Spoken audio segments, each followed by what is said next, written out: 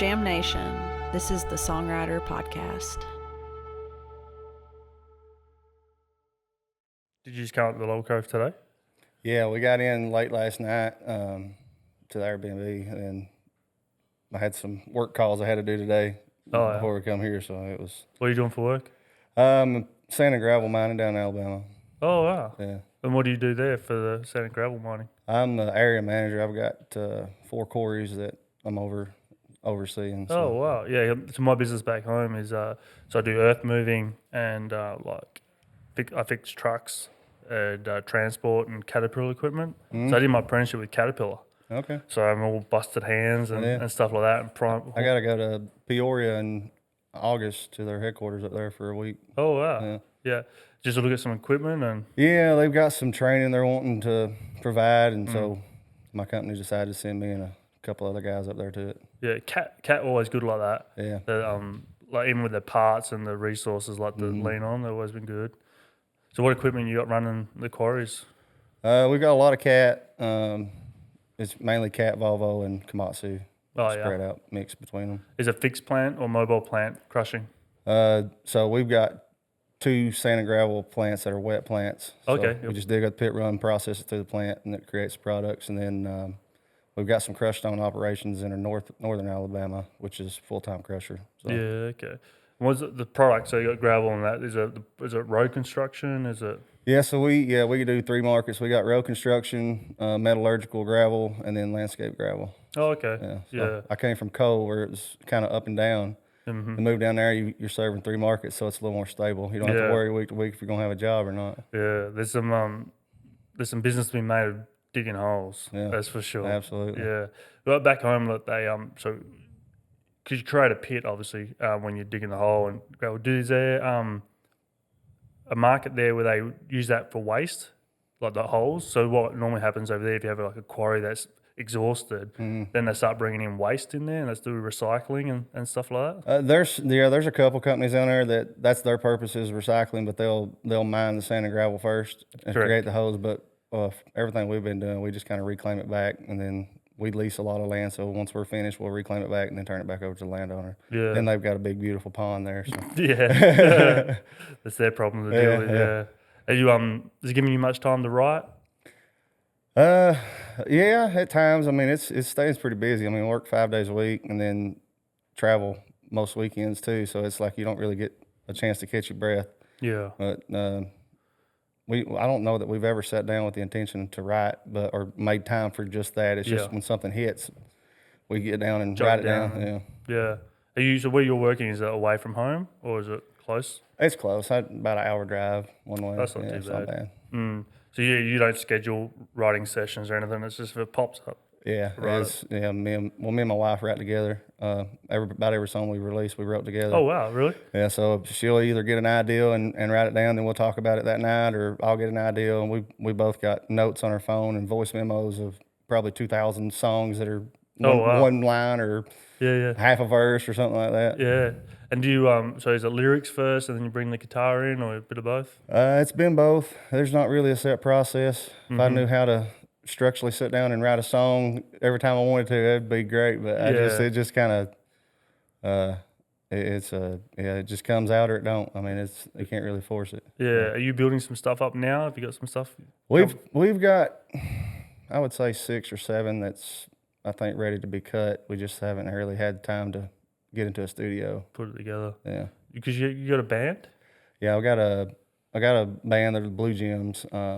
Sam Rogers on drums. You got Logan Henry on the pedal steel and lead guitar. You got Anna Blanton on the fiddle, and then you've got her husband Charlie Blanton plays the bass. And I mean, they're world class musicians. Very blessed that they decided to play with me. You still touring now, doing some shows? We took off starting October last year, and we got back at it in March. But then I kind of wanted to tell Jason, the manager, I said, I want to really kind of just slow down this year. We went 2.5 years straight. I think the longest stretch of weekends we had off was 3. And then doing that and working full time too, it's you just get tired. So I think this year we're going to slow it down. I think we might have 2 shows left this year that's booked right now. We may add 1 or 2 here and there, but I mean, because you came out the gate swinging with Pills and Poverty. Yeah, that one kind of took off a little bit, and it kind of made us busier than we had anticipated. Yeah. How was it like taking that on? It was cool. I mean, it's exciting. You know, it's you know, you play shows where you get to open for people, and when you're the headliner, and then people specifically show up just to see you, that's kind of it's a humbling feeling, really. Yeah. And did you like wake up one day and it was going viral? Was it like that? Yeah, basically put it up, and I was like, well, when we first posted, it wasn't even finished. We only had the first 2 verses, and then oh wow. Yeah, so I just started TikTok. It was right during COVID, and I put it up, and so I thought it might get 1,000 views like most of them do, you know, nothing big. And then I woke up the next morning, it was like 150,000 views. I was like, dang, we probably going to finish that one. Yeah, we've tapped into something. Yeah. And then did it give you pressure to, like, I mean, once the dust settled, because obviously you would go through a period like you finish the song, you know, everyone loves it, it has its moment. Do you have like, oh, I got to write another song? No, I don't want to put that pressure on myself, because I mean, I'm a little different than a lot of people. I have a job that takes care of us pretty well, so I'm not totally dependent on the music, and so I don't feel that pressure. I got to get something released so we can get some money coming in to pay the bills. And so for me, it's just I love it, but I don't know. It's kind of a weird place where I'm at right now. I've kind of experienced that, and now I'm like, man, it's like you got to choose one or the other. And right now, I'm just kind of in a limbo stage. Yeah, I mean, especially, I guess it's also like the time in your life that if you hit that viral beat, if you've got a good family life and good partner and family, then it's kind of like, well, I don't want to give this up. Exactly. It's not like I don't know. Yeah. Did that go through your mind? Yeah, I'm not sacrificing, you know, anything at home. So it's going to be finding the balance to where you still get to go out and play shows, but you're not constantly exhausted, and you get to spend time at home. I mean, shoot, we got a garden we want to tend. You know what I mean? Yeah, 100%. So it's and same as the platform I've built. It's a passion project, and I talk to a lot of people, especially suits, like, hey, you got to monetize it. No, we can charge artists 20%. I'm like, no, I don't. As long as it breaks even, I'm good. Right. Because I've got a business. So I swing Spanish for a living. Right. And if this fails, I just go back to that. Right. So I'm not here to, wring the sponge dry from artists especially, and that's kind of why we've built it. You don't want to turn into a job. Yeah. You got a job. You don't want to turn into another job. Yeah. I mean, every time I come to Laurel Cove, which Kentucky's great, and Laurel Cove especially, I bring my family. I bring my 2 kids, and I always said, if I can't bring you with me, it's not worth doing for me. That's the same way I feel. It's like, you know, if Leanna doesn't travel with me, I probably don't want to travel. Yeah, it's 100%. That's just, she's my comfort, and that's where I like to be. Yeah, I'm the same. I like to go home. My wife's there, my kids are there, and we're just us. Yeah. And I really appreciate that. Fishing pole. Yeah, fishing hole, yeah. So let's talk about that song. It's about my papa, Fred Brock. They've got a little 70, well, I say little, they got a 70-acre farm over in Jackson County, Kentucky, and then he had it since I could remember, and then he had a farm pond that he made in the bottom, and he kept it stocked with bass and catfish, and he loved to take all of us fishing. And then he passed away in 2003, and that was one of those songs. I think we wrote it 2013 or 2014, and just had him on my mind one evening, and that was one of those 15-minute later, the song was done. Yeah. It just came out. I mean, it just flowed. It just flowed. Yeah. Yeah. Probably easy to tell a story that you know so well, I guess. You know what I mean? You're narrating your life. It's not like you have to think of a character and what would they be doing. You're just telling it how it is. I mean, it's so cool because I wanted to lean into that. Like I was talking about raising kids and stuff like that, and learning from like grandma and granddad and their stories, and you pay tribute to that. That's so cool. So you close knit family? Yeah, very close. Both sides, mom's side and dad's side, we're all very supportive, real tight. All from Alabama?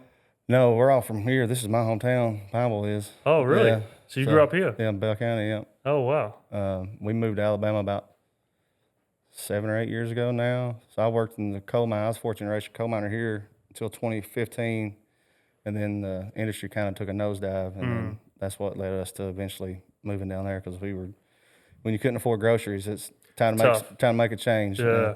What was the move like? It was tough, really. I mean, it's moving to a place you don't know anybody, and an area that you're not familiar with. You got to turn on GPS, go to the grocery store. Find out where for a you little go. while. Yeah. But it was. I mean, it's been good. Yeah.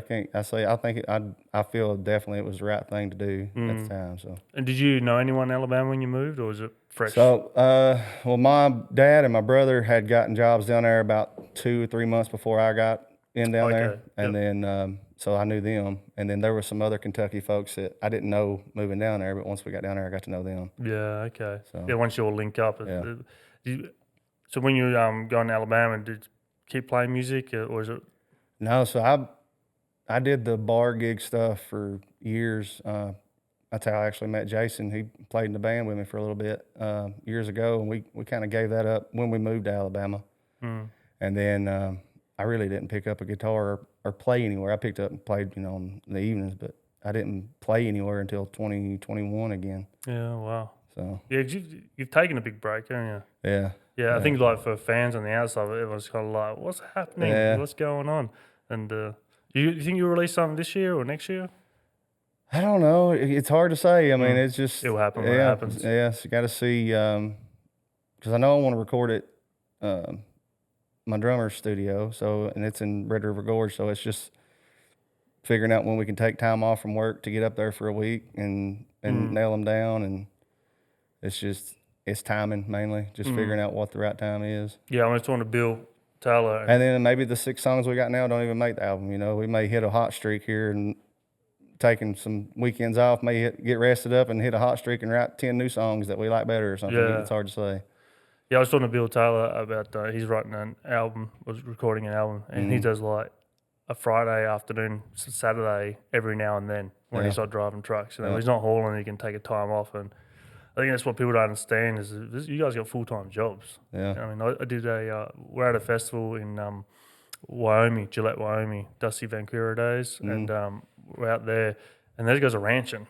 I mean, they pick up a guitar at the end of the day and they'll strum a few chords, but that's their full-time job. Right. I mean, they get to these festivals, do their show, and it's tough for them to. But I kind of like the stories are so cool though. Like similar to you guys, your life experience is kind of leaning. Well, I think that's what the good songs do is they are relatable to a lot of people because a lot of our lives are the same. We get up every day, go to work, pay the bills, and hopefully you get through the month and don't owe nobody. yeah, exactly right.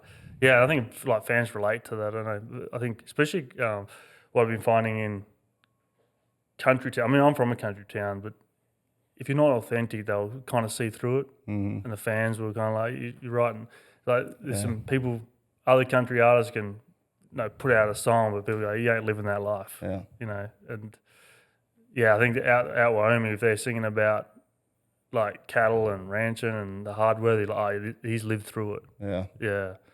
So what, when you started out, influences, like what got you going for music? I mean, Travis Tritt's a big one for me. Ralph Stanley's big for me. Bill Monroe, Alan Jackson. I grew up on the early '90s country, so that's where I cut my teeth. And then you got the '70s guys. You got the Waylands and Johnny Cashes and Willie Nelson, just great songwriters. You got Bob Dylan, phenomenal songwriter. I feel like I'm drawn more toward the songwriter more so than the showman, but a lot of those guys are both and great at it. But, yeah, and even when the songwriting, like you and the guitar, kind of, it's more vulnerable, isn't it? Like you've got the showman, they kind of can hide it through the whole flair of it all. Hide behind the band. Yeah. So Weathered and Worn, like, we want to talk a bit about that song? Yeah, man, it's a song about life. I drew from stories of people that we know and took a little bit of poetic license with it, but I mean, it's just Weathered and Worn's a story I've seen played out. I can't tell you how many times just where we grew up. I mean, you get a lot of folks get married right out of high school because they are expecting a kid or they already got a kid, and life's tough. And It's also kind of a dig at Big Pharma because I hate Big Pharma. So Yeah. I feel like natural medicine's the best medicine. Yeah. So Now, we're talking about a few artists, is like, we've always had, everyone in society's always had issues to deal with, but it seems like instead of, I was talking to Zach Russell about this, and it's kind of like, instead of sitting on the end of your bed and realizing, okay, I got issues, I need to deal with this, I need to fix something, even if it's family history, I need to break the cycle. yeah. But that's harder than just medicating your way out of it. It is. And I mean, I don't know. To me, it's just when you take something that's supposed to help you, but then you got to take something else to help with the side effects that it gives you, something ain't right about that. Yeah. I mean, I understand there is some medicines, insulin and stuff like that is, you got to have it. Yeah. But I feel like a lot of the stuff that they give you just treats things and then causes other things to treat, and it's just, that ain't right to me. I mean, to come from Australia, like we see the commercials and like they say, oh, this, and then if you had this side effect, heart attack, I'm like, what? Possible side effects, sudden death. What? Yeah. And like that, the disclosure part's nearly as long as the ad. Yeah. I'm like, Absolutely. so if I take this, it solves one problem, gives me 4 others. Yeah. And then, and you're just chasing yourself with pills. Yeah. You can imagine all the pills that people take that rattle when they walk, you know what I mean? Like, that's how much we got out there. I mean, that's what's led to the drug epidemic we got here and across the country. I mean, Appalachia was specifically targeted because of the mining industry and the dangerous job that it is and the injuries that it can cause. And they pushed, the Oxycontins here, saying they were less addictive, and then incentivized the doctors to prescribe it, saying it was less addictive, sending them on trips. And then all that done was lead to dependency on that. And then the FDA finally said, all right, well, maybe this is actually addictive. And then they yank it away, and then people are still hooked. And that's where heroin and all this other stuff comes in. Yeah, they start chasing. Yeah. Trying to find it. They don't solve the issue, do they? No, and these are not bad people. They were good people who legitimately went to get help for something, and then that's their life now. And the loss of room, and then generational as well. Yep. Then that starts a whole new cycle. The kid grows up seeing that's all they've ever seen. Yeah, 100%. Yeah, it's terrible. Is it still a problem around here? Yeah, I mean, it's. I feel like it's getting better. I feel like there's an awakening happening. Because there's been some documentaries and stuff about it, which is. But yeah, there's still a lot of issues. Yeah. And then now you add in the fentanyl that's coming in. Yeah. So people think that they're getting something, which may not be good, but they don't intend to die from it, and then and then they're gone. One mistake and you're gone. And so the coal mining is still down in Kentucky? I think it's having a little bit of resurgence right now. My dad's back up here. He's working. I've got cousins that all work in the coal fields still up here. Did they open up old mines, or they're trying to start new ones? They're working for existing mines. Yep. But I feel like it's more steady right now from what I'm hearing. I don't know. I don't have firsthand experience, but I feel like it's more steady here now. So hopefully that'll help the economy more around here too. Yeah, because Kentucky. I'm from a coal mine town. They're turning off we had a power plants, coal fuel power. They're going to wind them down and go 100% green. So let's see how that goes. Yeah. And it's kind of like it's good because they got like a transition plan. Yeah. But the government have got a transition plan, but that plan, we're going to turn this into an arts museum. We all know how well the government works. Yeah, we invest our tax paying into that. I'd like to take that all back. And but then we're going to turn it into an arts museum. I'm a mechanic that fixes Caterpillar equipment. I'm going to pick up a paintbrush. And that's what you think is going to happen. And we don't have the music culture like Kentucky. I mean, you can lean into the music industry, obviously, because it's so strong, but they turn it off and think that, you guys will be right. You'll work something out. Else, find something else to do. And that's all we know. It's all we know.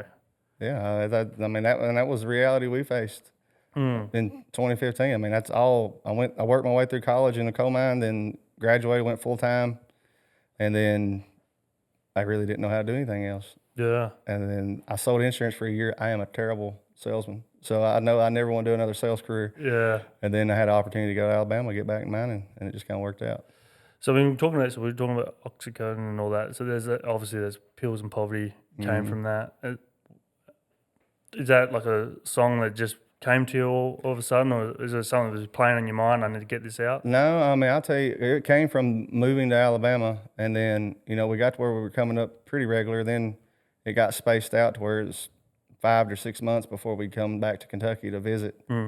And it was one of those times that would come back. And I just remember growing up, how nice all the houses were and how everything looked around here. It was nice. And then some of those nice houses had start running down, and it just kind of, I got to see it from a new perspective, I feel like. And then those first 2 verses came out almost in a continuous flow. I remember going through the floodgates there at Powell was when it just kind of come out. And then we didn't write it down, we didn't record it, and it was 2 years later, me and Leanna both still could remember it. I was like, well, if we're both still remembering it, it must be worth something. So yeah, and I think that why it connected with a lot of people is like everyone's got that hometown. Yeah. I mean, I left my hometown. I had an apprenticeship, and then I left and played a bit of football, but you come back and like I look at the people I went to school with, and no fault to their own. It's a little coal mining town will do that to a lot of people, and they got 3 kids to 3 different people, and drug addiction, and you're just like, oh, this is not. I had glory days here, and I hate for this to be. Maybe I was naive when I was a kid. Like, sometimes when you go back to a hometown as an adult, you're like, I remember when I was a kid, I just go down this big hill on my bike, and then you go back home and it wasn't that big. Yeah. You know what I mean? I was like, oh, okay, it wasn't that big. It was just because I was a kid. Yeah, you don't know if you're nose blind to it. That's the thing, too. I didn't know if I was nose blind to it, and it ran down, and I just didn't notice it as it was happening. But something about being away for a little bit and then coming back, and it was a different perspective. And what was really sad and mind-blowing to me was when it did kind of blow up on social media. I mean, there were people from all across the country and world saying, this is my town. And it like, dang. Yeah, and I think that's what hits home. But I feel like it peaks like that sentiment. It peaks, but then it doesn't kind of gel. Nothing happens. It's kind of like everyone goes, yeah, that's my hometown. We need to make a difference. And then we all just dissipate into do our own thing again. And that was the main reason for the song, was hoping to at least get people actually talking, and maybe, and I feel like there is, not necessarily from the song, but I feel like for whatever reason, there is some kind of an awakening right now. There is a push for improvement. Yeah. And understanding is a big thing. A push for understanding of the drug addicts, not just calling somebody a dope head, but they're an addict. Yeah. Help them get help, Yeah. I feel like that's happening more. Yeah, 100%. And there's so many good songs, and I feel like there's obviously a core fan group, not your core group, like this music fan group that, love and breathe it.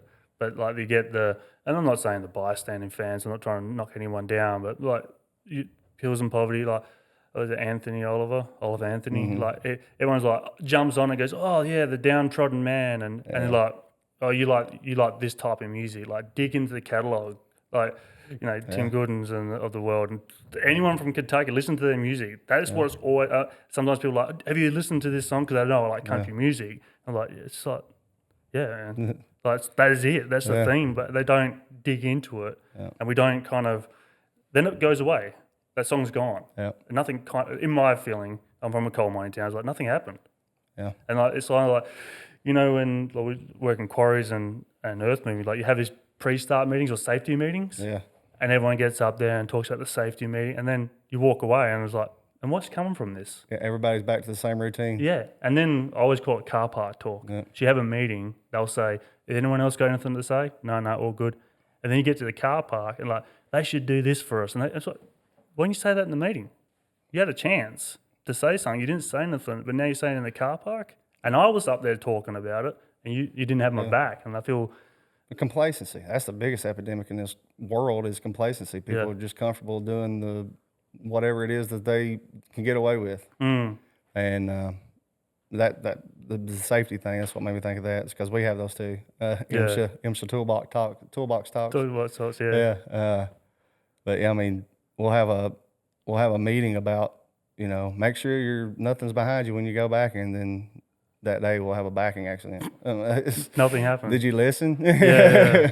Oh man, but I mean, your music, I don't want to sound like that pesty fan. We need more of it, and I can't wait for you to, Well, I appreciate that, man. It's good to hear. It's encouraging to hear it. Yeah, it's not wasted. There's people that need to hear the story. I'm like anybody. I have doubts and get in my head and thinking, well, this isn't no good or that's no good. And that may be contributing factor to the delay in new releases too. I'm just maybe these ain't. I don't think these are as good, or it's not worth releasing. You know?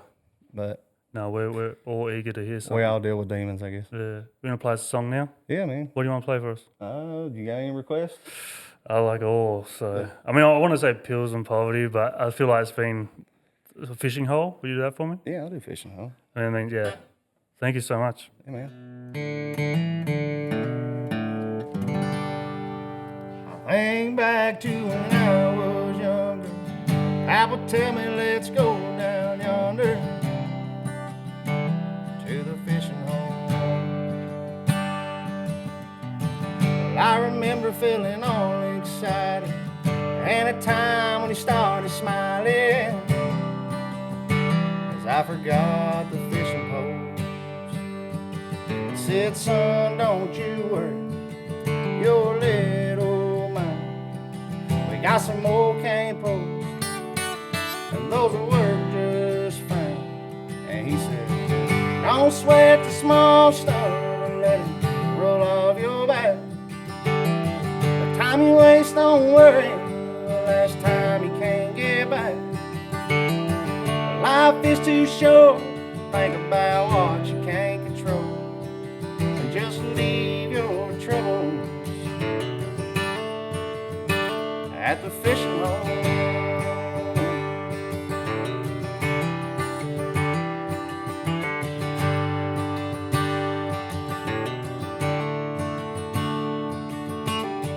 Stopped by there again today.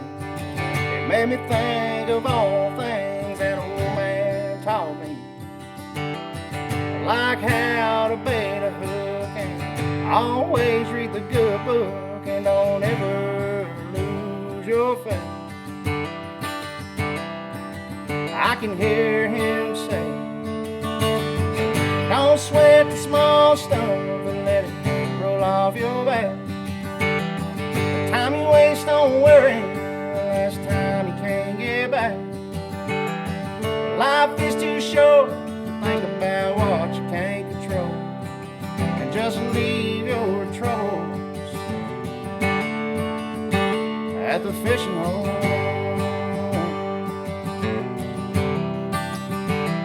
The fishing hole.